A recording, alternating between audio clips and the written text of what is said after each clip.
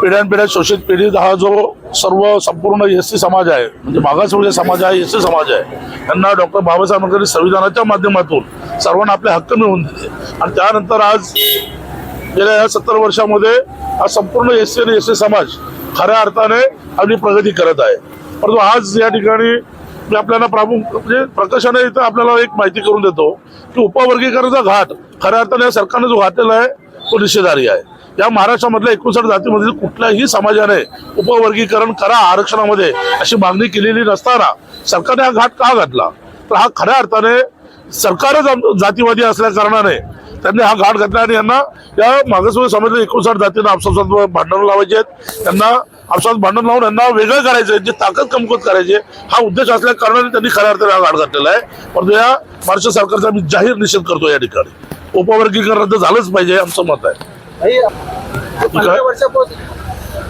गेल्या 15 वर्षात आदरणीय नामदार रामदासजी आठवले साहेबांच्या माध्यमातून त्यांच्या आदेशाने Republican Party of India Maharashtra सरकार म्हणजे महाराष्ट्रामधील संपूर्ण आरपीआयचे कार्यकर्ते हे महायुतीच्या उमेदवारांच्या पाठीशी ठाम उभे राहिले.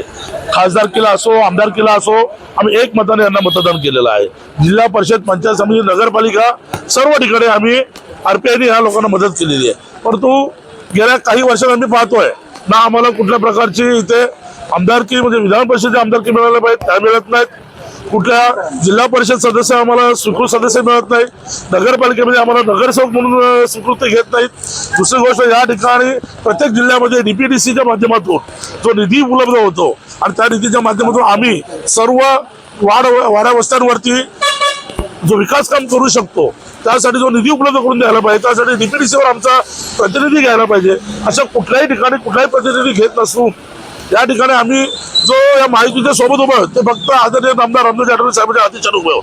परंतु यानंतर आम्ही काही दिवसापूर्वी आता जी जिल्ह्याची बैठक झाली त्या बैठकीत जाहीर केलेलं आहे की यानंतर येणाऱ्या ज्या निवडणुका असतील त्या निवडणुकीमध्ये या रायगड जिल्ह्यात कोणाच्या सोबत युती करायची याचा निर्णय आम्ही आदरणीय साहेबांशी चर्चा करू आणि आम्ही जिल्ह्यात जो आपल्या बांधवांचा आपल्या आरपीआयचा जो काम करेल त्यालाच आम्ही या ठिकाणी मदत करू अशा पद्धतीने आम्ही निर्णय घेतलेला आहे. या जातीवादी सरकारला आम्ही मदत करणार नाही.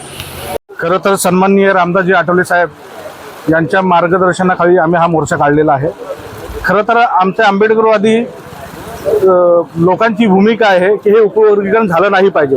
आता जर आपण पाहिलं असेल तर जे एससीचं आरक्षण आहे हे आतापर्यंत 59 जातींना मिळतं.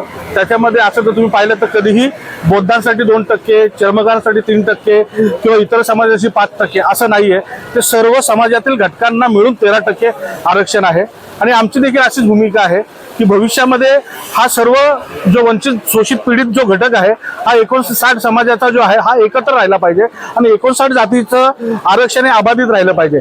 जर आमच्यामध्ये जर सरकार जर आपसामध्ये भांडण लावत असेल आणि हे जर आम्ही उघड्या डोळ्यांनी पाहत असू तर खऱ्या अर्थाने याचा निषेध करण्यासाठी आज आम्ही रायगड जिल्हा अध्यक्ष सन्माननीय नरेंद्रभाई गायकवाड यांच्या नेतृत्वाखाली या ठिकाणी खालापूर या ठिकाणी सूर्यकांतजी कांबळे असेल, आमचे शहराध्यक्ष नितीनजी वाघमारे यांच्या नेतृत्वाखाली आमच्या भविष्याच्या पिढीसाठी आणि हा सर्व 59 जातीतला समाज एकत्र राहण्यासाठी हा आम्ही उपवर्गीकरणाला विरोध करण्यासाठी या ठिकाणी उपस्थित आहोत.